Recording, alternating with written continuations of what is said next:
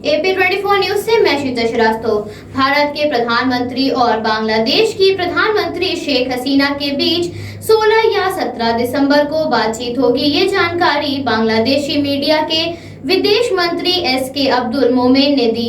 उन्होंने ये भी कहा कि हम बातचीत के बाद तारीख का ऐलान करेंगे। भारत के प्रधानमंत्री को बांग्लादेश ने 26 मार्च 2021 को अपने स्वतंत्रता स्वर्ण जयंती समारोह में आमंत्रित किया है। विदेशी मंत्री मोमेन ने कहा कि हम इस दिन को एक साथ मिलकर मनाना चाहते हैं। भारत ने भी इस आमंत्रण को स्थायी तौर पर स्वीकार कर लिया है। कोरोना महामारी के बीच एक द्विपक्षीय एयर बबल व्यवस्था के तहत 28 दिसंबर से भारत ने बांग्लादेशियों के लिए ऑनलाइन वीजा आवेदन सेवाओं को दोबारा शुरू कर दिया है। इसके साथ ही दोनों देशों को ये उड़ानें फिर से जोड़ने में सहायक होंगी। भारतीय उच्चायोग ने ढाका में शनिवार को ट्वीट करके ये जानकारी दी कि ये उड़ानें ढाका को 5 भारतीय शहरों को जोड़ने का काम करेंगी। बांग्लादेश के नागरिक उड्डयन प्राधिकरण के अध्यक्ष air vice marshal M Mafidur Rahman ने रविवार को बताया कि दोनों देशों के 5000 यात्री हर हफ्ते उड़ान भरेंगे।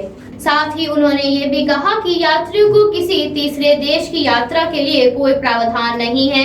यात्रियों को कोरोना गाइडलाइंस का पालन करना होगा और कोरोना टेस्ट करा के उसकी रिपोर्ट साथ में लानी होगी। मध्य प्रदेश विधानसभा सीट के उपचुनाव के लिए रविवार को मध्य प्रदेश में भाजपा पार्टी के प्रचारक ज्योतिरादित्य सिंधिया की मधानता सीट के लिए मुंदी में चल रही जनसभा में 70 वर्षीय बुजुर्ग किसान की मौत हो गई, परंतु भाजपा के नेता मंच पर लगातार भाषण देते रहे।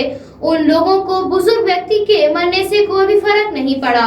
मुंदी पुलिस थाना प्रभारी अंतिम पवार ने बताया कि रैली में अचानक वृद्ध किसान जीवन सिंह की तबीयत बिगड़ गई और वो कुर्सी पर से गिर गया। उनको फौरन अस्पताल ले जाया गया, जहां डॉक्टरों ने उनको मृत घोषित कर दिया। डॉक्टरों ने बताया कि दिल का दौरा पड़ने से उनकी मौत हुई है। रिपोर्ट के मुताबिक सिंधिया जब मंच से उतरे तो वृद्ध किसान की मौत का पता चला तो उन्होंने 1 मिनट का मौन रखकर जीवन सिंह को श्रद्धांजलि दी। आपको बता दें कि ये रैली भाजपा के उम्मीदवार नारायण पटेल के चुनाव में जनसभा को आयोजित किया गया था। कांग्रेस नेता और पूर्व केंद्रीय मंत्री अरुण यादव ने तीरों के बाण चलाते हुए सिंधिया और मुख्यमंत्री शिवराज सिंह चौहान पर असंवेदनशील होने का इल्जाम लगाया। इसके अलावा मध्य प्रदेश कांग्रेस ने ट्वीट करके कहा कि भाजपा की रैली में किसान की मौत हो गई, उसके बाद भी बीजेपी के नेताओं की बयानबाजी नहीं रुकी। शिवराज सिंह चौहान ने कहा, जनता से नहीं भगवान से तो डरिए। कांग्रेस अध्यक्ष सोनिया गांधी ने सोमवार के दिन आम जनता को संबोधित करते हुए कहा कि कांग्रेस पार्टी हमेशा लोगों के साथ खड़ी रहती है और हर तरह की चुनौती का सामना करने के लिए तत्पर रहती है।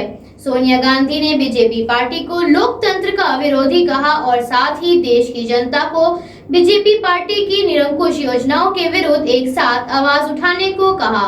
सोनिया गांधी ने देशवासियों से ये भी कहा कि मुझे यकीन है कि आप सभी कड़ी मेहनत करेंगे, भारत और उसके लोगों पर हमला करने वाली ताकतों के खिलाफ खड़े होंगे। उन्होंने ये भी कहा कि हमें सत्ताधारी बीजेपी के लोकतंत्र विरोधी और निरंकुश योजनाओं को खत्म करने के लिए एक साथ मिलकर इस पर काम करना होगा। मध्य प्रदेश में चुनाव से पहले राजनीति ने रफ्तार पकड़ ली है। कांग्रेस के नेता कमलनाथ बीजेपी की महिला उम्मीदवार इमरती देवी को आइटम कहने के बाद विवादों में फंस गए हैं। इसके चलते सियासत के गलियारों में माहौल काफी गर्म हो गया है। कमलनाथ की इस अभद्र टिप्पणी के बाद मध्य प्रदेश के मुख्यमंत्री शिवराज सिंह चौहान आज मौन धरने पर बैठे हैं। शिवराज सिंह चौहान के साथ चुनाव प्रबंधक समिति संयोजक भूपेंद्र सिंह, गृह मंत्री नरोत्तम मिश्रा समेत बीजेपी पदाधिकारी धरने पर हैं। वहीं दूसरी ओर इंदौर में ज्योतिरादित्य सिंधिया भी मौन धरने पर हैं। कमलनाथ की अभद्र टिप्पणी का विरोध करने के लिए बीजेपी के अन्य नेता अलग अलग जगह पर प्रदर्शन कर शिवराज सिंह चौहान का समर्थन कर रहे हैं। शिवराज सिंह चौहान ने कांग्रेस पर हमला बोलते हुए कहा कि ऐसे बयानों को बर्दाश्त नहीं किया जाएगा। देश में मां, बहन, बेटियों का सम्मान किया जाएगा। कमलनाथ मध्य प्रदेश के डबरा में चुनाव के प्रचार के लिए गए थे। कमलनाथ की इस अभद्र टिप्पणी पर बीजेपी आक्रामक रुख अपनाए हुए है। बिहार विधानसभा चुनाव सर पर है। ऐसे में बिहार में राजनीति अपने चरम पर है। लोक जनशक्ति पार्टी के नेता चिराग पासवान ने बीजेपी पर निशाना साधते हुए कहा कि प्रधानमंत्री मुख्यमंत्री नीतीश कुमार की संतुष्टि के लिए उनके खिलाफ कुछ भी कह सकते हैं। आगे उन्होंने कहा कि मैं नहीं चाहता हूं कि मेरे कारण प्रधानमंत्री किसी भी धर्म संकट से गुजरे और बीजेपी के नेता अगर मेरे विरुद्ध कुछ भी कहना चाहते हैं तो वो कह सकते हैं। मुझे इस बात से कोई परेशानी नहीं है, लेकिन उन्हें अपने शब्दों पर नियंत्रण रखना होगा। चिराग ने मुख्यमंत्री पर निशाना साधते हुए कहा कि वो उन्हें अनुभवी कहते हैं, लेकिन वो भूल गए हैं कि उन्होंने भी राजनीतिक जीवन की शुरुआत बीजेपी आंदोलन से युवा कार्यकर्ता के तौर पर की थी और नीतीश अपना ज्यादा समय लोजपा और भाजपा के मतभेदों को बताने में व्यर्थ करते हैं और उन्हीं की वजह से बीजेपी के सारे बड़े नेता मेरे खिलाफ बोलते हैं। मगर मुझे इस बात से कोई तकलीफ नहीं है। मैं बीजेपी के हर नेता की आलोचना का दिल खोलकर स्वागत करता हूं। Bureau report AP24 news Lucknow. Subscribe कीजिए हमारे न्यूज चैनल को और बेल आइकन को प्रेस करना ना भूलें ताकि हमारे नए वीडियोस का नोटिफिकेशन आपको मिलता रहे।